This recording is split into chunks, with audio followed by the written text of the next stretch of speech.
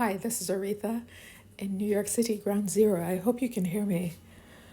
So I'm doing this little thing called Black Couple Goals, and the first couple will be Gwendolyn Knight and Jacob Lawrence. And it's just about black couples who did something for the culture. Gwendolyn Claren Knight was born in Bridgetown, Barbados. She migrated to St. Louis, Missouri at the age of 7 when her father died unexpectedly. Then the family moved to Harlem, where she spent most of her youth. During her teen years, she immersed herself in the Harlem Renaissance. Lucky girl.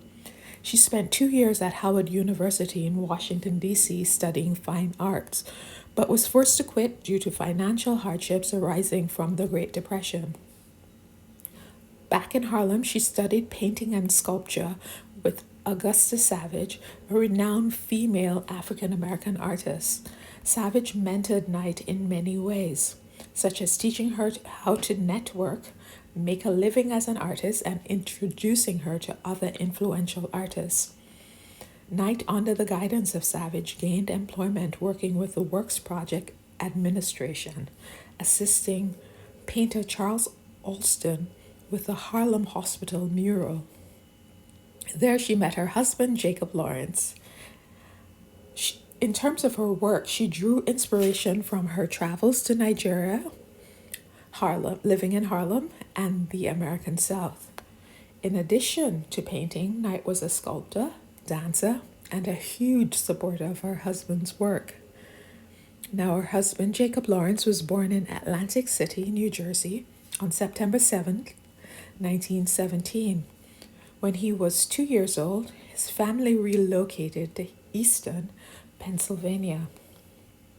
At the age of 7, his parents broke up. He was placed in foster care in Philadelphia with 2 other siblings. At the age of 13, he and his siblings were reunited with their mother, who was then residing in Harlem. His mother encouraged him to explore the arts by enrolling him in the Utopia Children's Center, which had an after-school program for art. He dropped out of high school at the age of 16, but continued to attend classes at the Harlem Art Workshop, and he regularly visited the Metropolitan Museum of Art. At the age of 20, he won a scholarship to the American Artist School.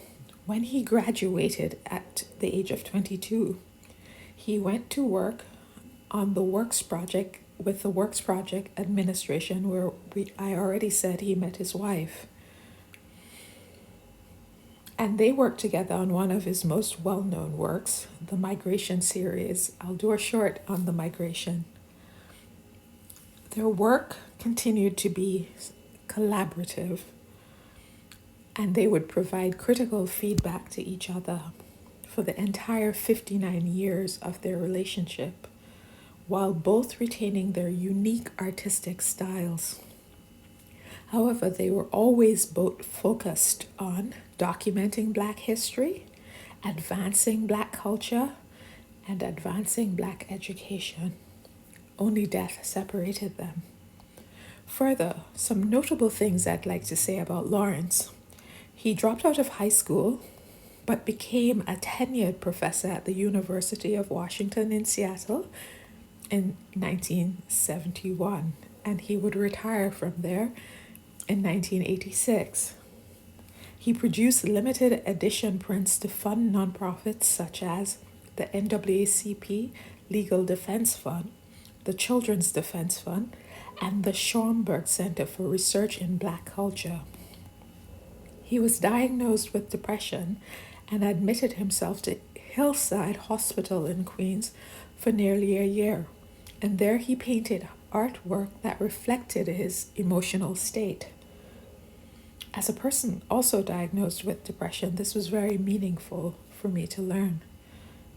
Finally, Gwendolyn Knight established a foundation in both of their names to provide numerous art and humanitarian awards to people. Black Couple Goals.